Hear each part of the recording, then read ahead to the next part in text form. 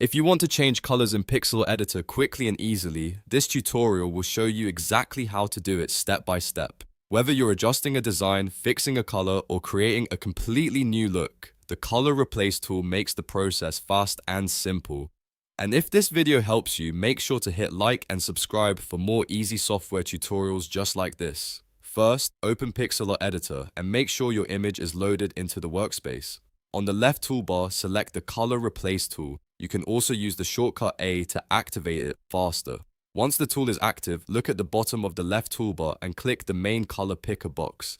This is where you choose the new color that you want to apply to your image. After the color palette opens, pick your desired color from the spectrum, then click OK to confirm it. If you already know the exact color you want and you want to match an existing shade from your image, there's another quick method you can use. Press and hold the Ctrl key on Windows or CMD on Mac to temporarily switch to the Eyedropper tool. Then click directly on the color in your image that you want to copy.